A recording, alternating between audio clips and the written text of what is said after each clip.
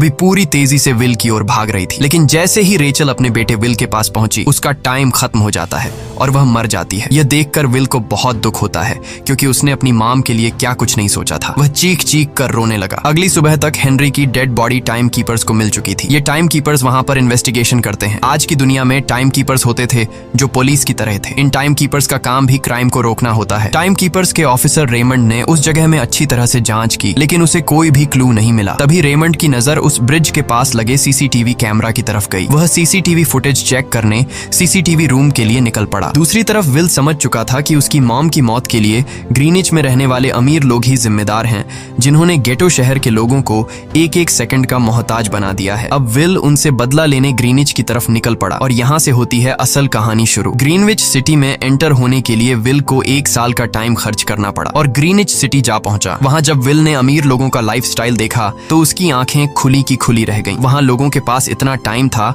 कि वो लोग मरने का नाम तक भूल गए थे। यहाँ पर अमीर लोग के बॉडीगार्ड के पास भी 100 साल से भी ज्यादा का टाइम था। ये देखकर विल गुस्से से लाल हो जाता है क्योंकि विल जिस शहर से आया था वहाँ पर लोगों के पास सिर्फ 24 घंटे की जिंदगी थी। विल वहाँ एक महंगे होटल में रुकता है। खाना खाते दौरान एक बहुत ही खूबसूरत लड़की विल को देखती है, जैसे उसे विल पसंद आ गया हो। दूसरी तरफ टाइम कीपर रेमंड हेनरी की मौत के वक्त का सीसीटीवी फुटेज चेक कर रहा था। तभी उसे फुटेज में विल दिखाई देता है। हालांकि कैमरा ने हेनरी को ब्रिज से गिरते हुए रिकॉर्ड नहीं किया था, लेकिन उस फुटेज में विल ब्रिज के पास खड़ा नजर आ रहा था, जिससे रेमंड को विल पर शक होने लगा। इसलिए रेमंड ने अपनी टीम को विल के बारे में जानकारी इकट्ठा करने को कहा। रिसर्च के दौरान टाइम कीपर्स को यह बात पता चल जाती है कि विल नाम का एक आदमी बहुत सारा टाइम खर्च करके ग्रीनविच सिटी में एंटर हो गया है, जिससे रेमंड को यह बात कंफर्म हो जाती है कि विल ने ही हेनरी को मारा है। रेमंड उसी वक्त अपनी टीम के साथ ग्रीनविच शहर की ओर रवाना हो गया। दूसरी ओर ग्रीनविच शहर में विल एक कैसीनो में आया, जहाँ कुछ अमीर लोग पोकर खेल रहे थे। विल भी उनके साथ बैठ जाता है। एक नए आदमी को देखकर ये लोग उस पर हंसने लगते हैं, लेकिन विल गैम्बलिंग में माहिर था।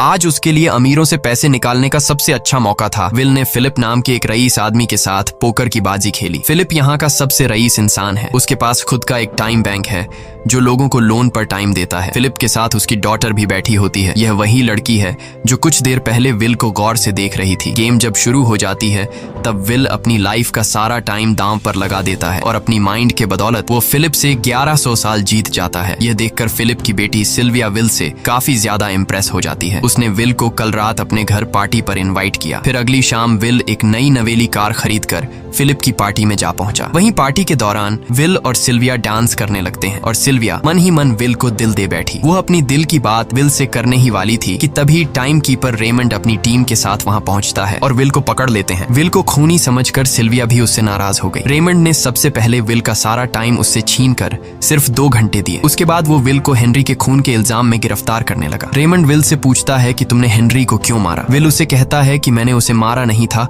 बल्कि वो खुद जीना नहीं चाहता था, इसलिए उसने मुझे 116 साल दिए और बाद में उसने खुद की जान ली। लेकिन रेमंड विल की बात पर यकीन नहीं करता। विल समझ जाता है कि रेमंड मुझे हेनरी के झूठे केस में फंसाकर उम्र भर कैद के लिए मुझे जेल में डाल देगा। इसलिए वह मौका देखते ही रेमंड के आदमियों को मारकर खुद को आजाद कर लेता है और उनकी बंदूक लेकर सिल्विया को बंदी बना लिया। सिल्विया को ढाल बनाकर विल उसे साथ लेकर भाग निकला और रेमंड और उसके आदमियों को चकमा देता हुआ वापस गेटो शहर आ पहुंचा। इस दौरान विल के पास टाइम काफी कम बचा था। उसने सिल्विया से कुछ टाइम उधार मांगा, लेकिन सिल्विया ने उसे 1 सेकंड भी देने से इनकार कर दिया क्योंकि वह भी उसे हेनरी का खूनी समझ रही थी। इसलिए वो और तेजी से गेटो शहर की तरफ कार दौड़ाता है ताकि वहां पहुंचकर किसी से टाइम उधार ले सके। जल्दबाजी में उसका ध्यान आगे सड़क पर बिछी कंटीली तारों पर नहीं पड़ता, जिससे टकराते ही विल की कार ब्रिज से नीचे गिर जाती है। इस एक्सीडेंट में विल और सिल्विया बेहोश हो गए। असल में रास्ते में वह कांटे फोर्टिस और उसकी गैंग ने बिछाए थे। फोर्टिस ने देखा कि सिल्विया के पास 10 साल का टाइम था। वो सिल्विया का सारा टाइम चुरा कर वहां से निकल जाते हैं। इतने में ही विल और सिल्विया को होश आया। सिल्विया ने जब अपने हाथ की तरफ देखा तो वो परेशान हुई क्योंकि उसके पास सिर्फ 30 मिनट ही बचे थे और विल के पास भी कुछ मिनट ही बचे थे, पर फिर भी उसने सिल्विया को अपने कुछ मिनट दिए, जिससे इन दोनों का टाइम बराबर हो गया। इसके बाद विल सिल्विया को लेकर जल्दी से अपने दोस्त के घर जाता है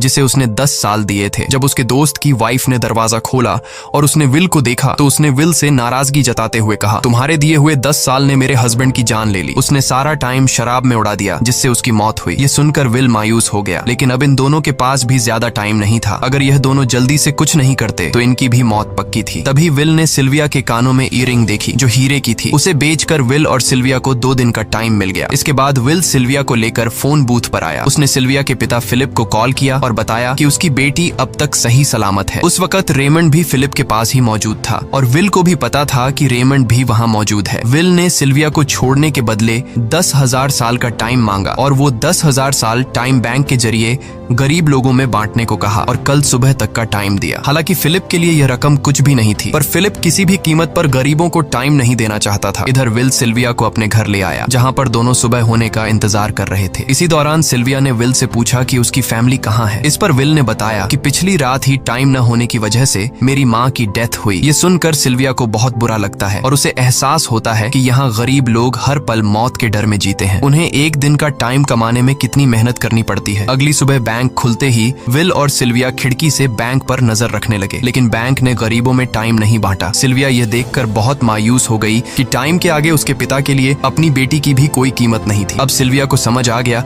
कि उसके पिता सिर्फ बिजनेसमैन नहीं है, बल्कि वो इस सिस्टम के हेड हैं। वो गरीब लोगों की मौत से अपनी जिंदगी के साल जमा करते हैं। सिल्विया को यूं मायूस देखकर विल ने उसे वापस घर भेजने का फैसला किया। वो उसे फोन बूथ पे ले आया और अपने पिता को कॉल करके अपने लिए मदद बुलाने को कहा। इस दौरान विल सिल्विया को वेपन भी दे देता है ताकि वो खुद की हिफाजत कर सके। इधर सिल्विया फोन पर अपने पिता से बात कर रही थी कि तभी टाइम कीपर रेमंड चुपके से वहां आ पहुंचा और विल पर गन तान दी। रेमंड विल पर गोली चलाने ही वाला था कि तभी सिल्विया ने रेमंड को देख लिया और घबराहट में रेमंड पर गोली चला दी। ये देख विल घबरा कर रेमंड के पास आया। हालांकि वो गोली रेमंड के हाथ को छू कर निकल गई थी। रेमंड के हाथ से बहुत खून निकल रहा था। विल ने रेमंड की घड़ी देखी। रेमंड के पास सिर्फ 2 घंटे बचे थे। दरअसल टाइम कीपर्स को भी सैलरी के तौर पर हर रोज 1 दिन का ही टाइम मिलता था। विल समझ गया कि जब तक रेमंड के पास उसके टीम वाले पहुंचेंगे तब तक रेमंड का ज्यादा खून बहने की वजह से उसकी मौत हो गई होगी। इसलिए विल रेमंड को 2 घंटे का टाइम देते हुए रेमंड की कार को लेकर वहां से निकल गया। रेमंड को गोली मारकर अब सिल्विया भी क्राइम लिस्ट में आ चुकी थी। हालांकि विल ने सिल्विया से कहा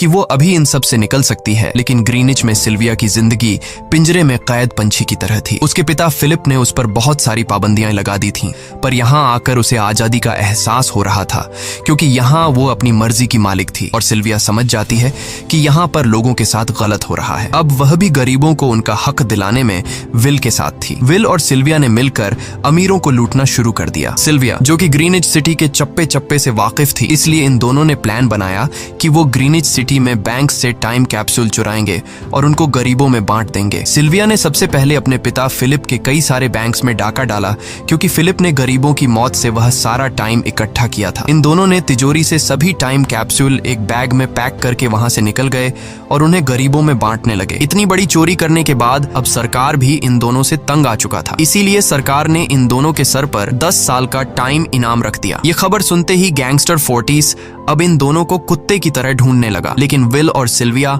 हर रोज अपना ठिकाना बदलते रहते थे, जिससे वो किसी के हाथ नहीं आते थे। ये दोनों एक होटल में छुपे हुए थे। इनके पास टाइम की कमी तो थी नहीं, इसलिए उन्होंने पूरे होटल को ही बुक कर लिया था। फोर्टिस इन दोनों की तलाश में उस होटल के बाहर आ पहुंचा। वहां उसने कुछ लोगों को पकड़कर उनसे विल और सिल्विया के बारे में पूछने लगा, लेकिन उन लोगों पर विल और सिल्विया के बहुत एहसानात थे, इसलिए ये लोग मरने के लिए तो तैयार थे, पर विल और सिल्विया का ठिकाना बताने के लिए तैयार नहीं थे। लेकिन जब फोर्टिस ने उन लोगों पर बहुत ज्यादा जोर जबरदस्ती की, तो उनमें से एक बंदा मौत के डर से फोर्टिस को उस होटल के बारे में बता देता है जहां विल और सिल्विया छुपे हुए थे। जिसके बाद फोर्टिस फौरन अपनी गैंग के साथ वहां पर पहुंच जाता है और इन दोनों को पकड़ लेता है। अब विल और सिल्विया का उनसे बच पाना नामुमकिन था। फोर्टिस ने विल को एक टेबल पर बैठा दिया और उसे टाइम फाइट के लिए चैलेंज किया। विल समझ गया कि अगर मैंने चैलेंज से इनकार किया तो फोर्टिस के गैंग वाले लोग मुझे मार देंगे, इसलिए क्यों ना आज इसके साथ पंजा आजमाया जाए। फोर्टिस और विल ने एक दूसरे की कलाई पकड़ ली और मौत का खेल शुरू हुआ। फोर्टिस माहिर खिलाड़ी था। उसने शुरुआत में ही विल का हाथ नीचे कर दिया, जिससे विल का टाइम तेजी से फोर्टिस में ट्रांसफर होने लगा। लेकिन विल बिल्कुल जोर ही नहीं लगा रहा था, जैसे कि वो जानबूझकर हार रहा हो। पर जैसे ही विल के पास अपनी लाइफ के 3 से 4 सेकंड बचे, तभी विल ने अपनी पावर दिखाई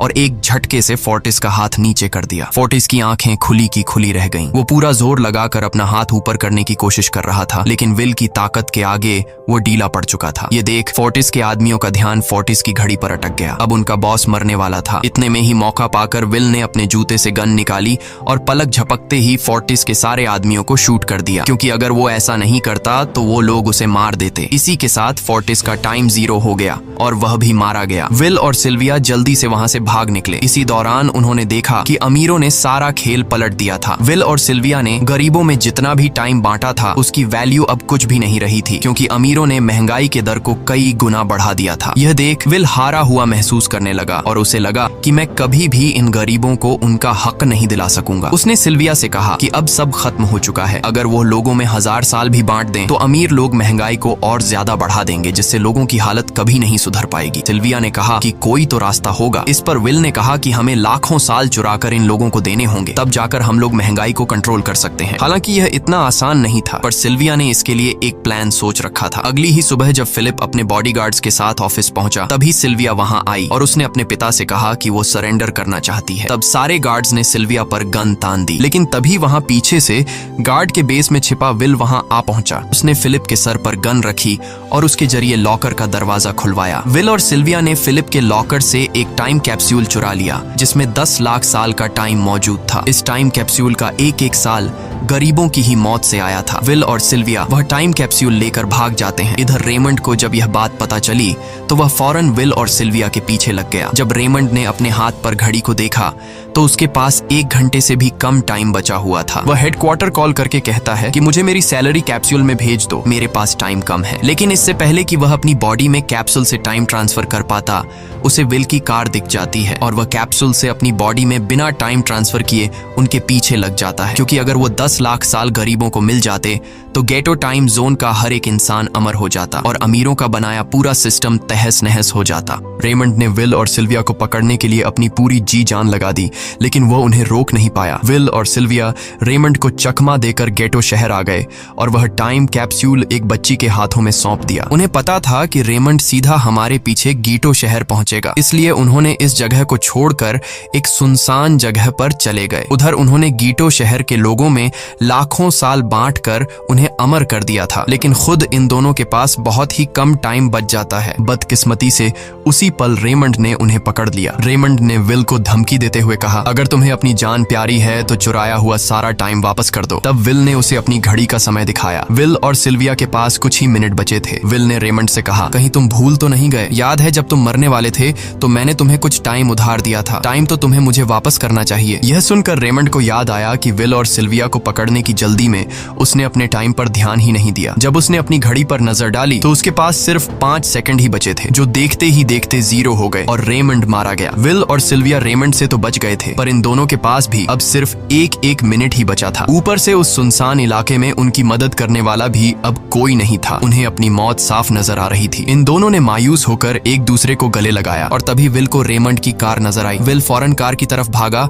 और वहां पहुंचकर उसने रेमंड की सैलरी का टाइम अपनी घड़ी में ट्रांसफर कर दिया। इसके बाद वह सिल्विया को भी टाइम देने उसकी ओर भागने लगा। सिल्विया भी तेजी से विल की ओर दौड़ रही थी। सिल्विया के पास कुछ ही सेकंड्स बचे हुए थे। यह बिल्कुल उसी तरह का पल था जिस तरह से विल ने अपनी मॉम को खोया था। विल ने अपनी मॉम को तो खो दिया था, पर सिल्विया को नहीं खोना चाहता था। विल सिल्विया के बिल्कुल करीब ही था, पर तभी सिल्विया विल की बाहों में गिर पड़ी। लकीली विल ने सही वक्त पर सिल्विया का हाथ थाम लिया था, जिससे उसकी जान बच गई। विल और सिल्विया की बदौलत अब डेटन शहर के सारे लोग अमर हो चुके थे। अब उन्हें 1-1 घंटे कमाने के लिए फैक्ट्रीज में काम करने की जरूरत नहीं थी। वह सभी अपने सपनों को पूरा करने ग्रीनिच शहर की ओर निकल पड़े, जिससे अमीरों का बनाया सारा सिस्टम फेल हो गया। वहीं इसी के साथ यह कहानी खत्म हो जाती है। अगर आपको वीडियो अच्छी लगी हो तो हमारे चैनल को सब्सक्राइब और वीडियो को लाइक जरूर कीजिएगा।